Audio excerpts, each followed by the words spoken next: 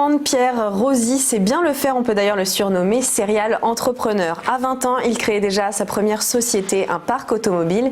Après avoir monté pas moins de 7 entreprises, c'est vers le digital qu'il a voulu s'orienter en 2016 en créant MySamCab, une application de VTC et taxi, accessoirement premier assistant personnel communautaire pour les chauffeurs professionnels. Bonjour Pierre, merci d'être avec nous. Bonjour à tous. Bienvenue. Alors racontez-nous, quel a été finalement le déclic qui vous a donné envie de lancer MySamCab? Moi j'étais un très gros utilisateur de VTC à l'époque. J'ai eu de nombreuses sociétés, donc j'avais beaucoup de nombreux déplacements.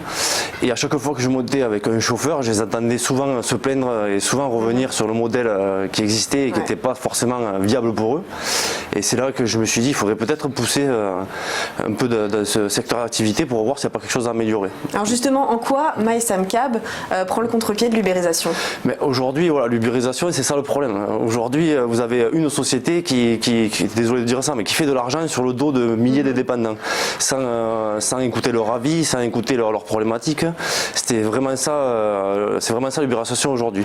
Nous, on a voulu prendre le contre-pied de ce modèle en proposant une application qu'on va fournir à chaque chauffeur, où chaque chauffeur va pouvoir développer lui-même sa propre clientèle. Voilà, c'est ça l'objectif aujourd'hui d'un entrepreneur, c'est quand même d'avoir quelque chose à vendre à la fin de son activité. Si vous prenez le modèle actuel, je citais le plus connu, Uber, le problème qu'il y a, c'est que les chauffeurs qui travaillent pour cette application-là valorisent cette application-là. Ils ne valorisent en aucun cas leur propre société, parce que le jour où ils arrêtent, ils n'ont absolument rien. Les clients ne sont pas eux, ils ont juste un véhicule qui aura 200 000 km à revendre et ils sont dans une précarité sans nom. On va en parler, c'est vrai, de la condition des chauffeurs VTC. Mais d'abord, quels sont les avantages de l'application pour les clients? Il y en a de nombreux. Bon, sur l'application, on peut faire des départs immédiats, des réservations. Moi, on n'est plus le seul à le faire aujourd'hui. Mais ce qui plaît énormément à nos clients, c'est qu'ils peuvent choisir leur chauffeur. C'est un peu le concept que les chauffeurs privés de l'époque. Vous aviez votre propre chauffeur, vous aviez toujours le même. Mais là, vous allez trouver les chauffeurs qui vous plaisent, vous allez pouvoir les mettre dans votre liste de chauffeurs préférés et vous pourrez les recommander en priorité. Et au contrario, si vous tombez sur des chauffeurs qui vous déplaisent, mais vous allez pouvoir le blacklister. Comme ça, vous êtes sûr que plus jamais il pourra prendre vos courses. Ça fait qu'au bout de 4 ou 5 fois que vous servez de l'application, vous êtes fait votre vivier de chauffeurs que vous aimez bien et vous avez exclu les chauffeurs que vous n'aimiez pas. Et du coup, vous vous retrouvez tout le temps avec vos chauffeurs privilégiés. C'est un des aspects qui plaît le plus dans l'application. Surtout quand vous êtes un homme d'affaires et que vous voyagez beaucoup, que vous dépassez dans beaucoup de villes. On a des clients qui ont leur chauffeur préféré dans toutes les villes. Ça, c'est super. Et on a aussi un modèle qui plaît beaucoup aux clients, c'est le modèle de parrainage chez nous. Parce que c'est un modèle sans limite. Nous, on a des clients depuis des mois qui se déplacent gratuits. Parce que si vous parrainez des amis à vous, en fait, vous allez toucher 5% de commission à chaque fois qu'ils vont faire des courses. D'accord. Comme une tirelire quelque part à utiliser sur l'application.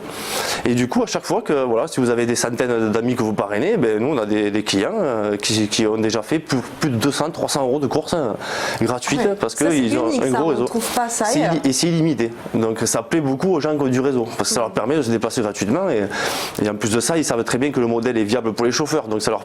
Bien sûr. Il y a aussi cette... D'ailleurs, on va en parler maintenant, on en parlait juste avant, mais c'est vrai que aujourd'hui les plateformes comme ça de VTC sont très critiquées pour leur modèle économique. Les chauffeurs sont souvent dépendants, vous l'avez dit, de ces plateformes, de ces sites.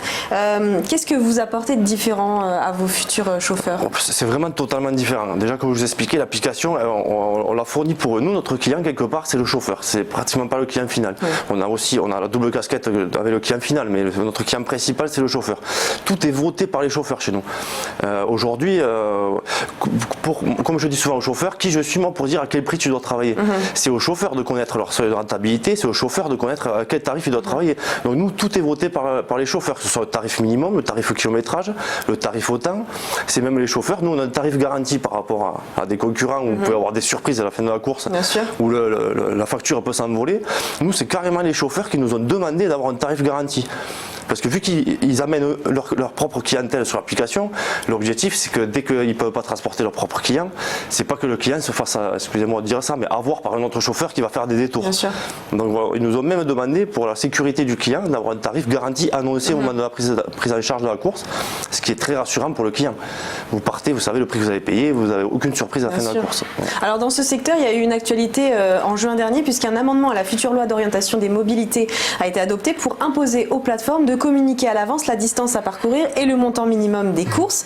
Est-ce que vous pensez que ça va contribuer à améliorer la condition des chauffeurs VTC ou est-ce qu'on a beaucoup de chemin encore? Pas du tout, il y a encore beaucoup de chemin à faire. D'ailleurs, je tiens à signaler que nous, c'est quelque chose qu'on a depuis 3 ans.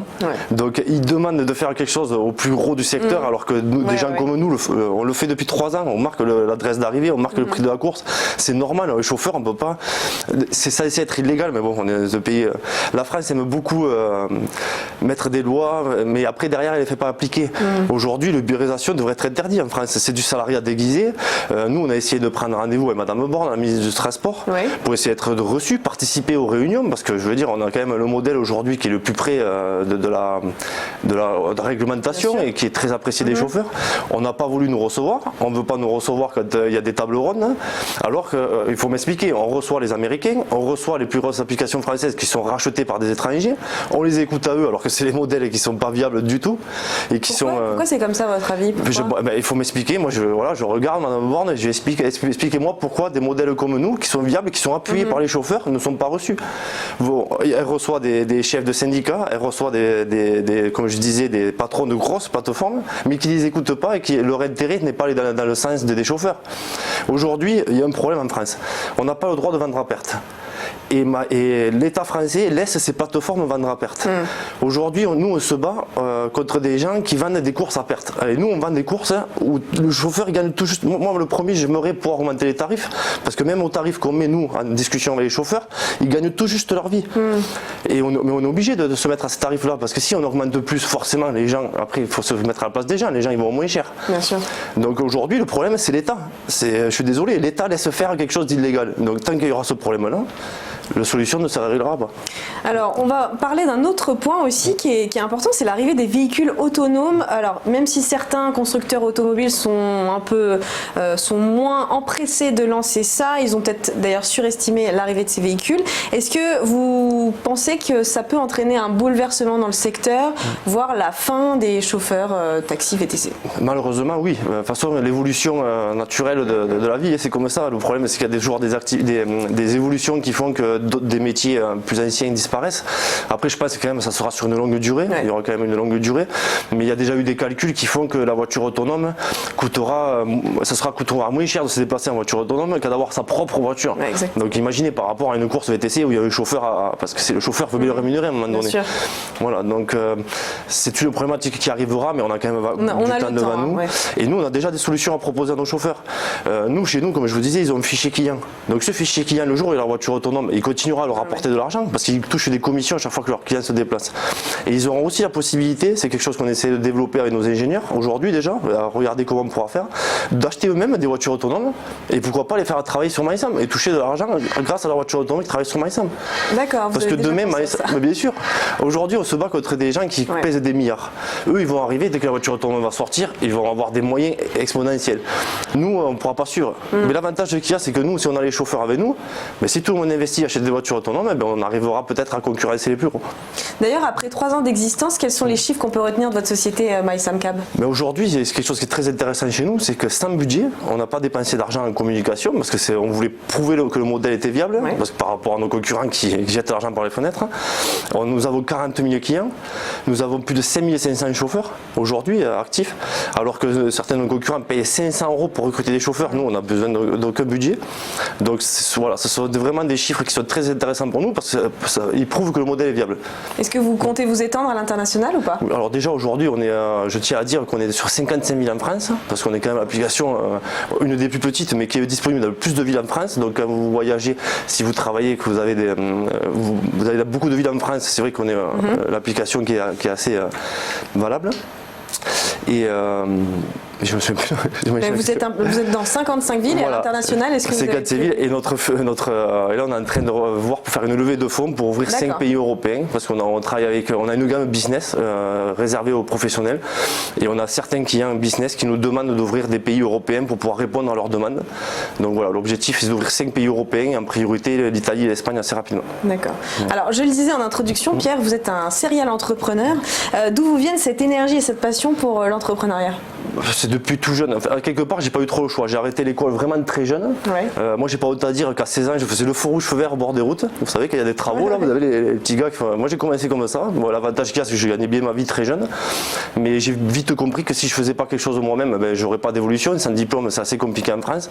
Donc voilà, j'ai commencé à me lancer avec une première affaire qui a marché, j'ai vendu. Puis vous avez touché à plusieurs secteurs. Vous étiez donc dans l'automobile au début, le secteur du bien-être, le sport et puis un peu de restauration. Ben, je suis passionné, moi. Voilà. J'aime aller dans ce qui me passionne, dans ce que j'aime, ça motive. Voilà, c'est quelque chose. L'entrepreneuriat, c'est quand même assez dur. Hein. Donc, vous avez un conseil à donner à ceux qui nous regardent, qui veulent se lancer? Qu'il faut y aller. Il faut y aller. Surtout aujourd'hui, dans le digital, aujourd'hui en France, on est dans une période où il y a beaucoup d'aides. Il y a beaucoup de possibilités. Voilà, il y a l'État, voilà, l'État fait pas que des choses mauvaises, attention. L'État aujourd'hui aide les jeunes, ou les jeunes ou les moins jeunes, et il faut en profiter. Voilà, il faut vraiment en profiter. Il y a beaucoup d'organismes, il y a beaucoup de choses qui sont faites pour nous aider, donc foncez. Voilà, le conseil, foncez pour cette rentrée 2019. Merci beaucoup Pierre Rosy d'avoir été avec nous. Je rappelle donc que vous êtes le fondateur de MySamCab.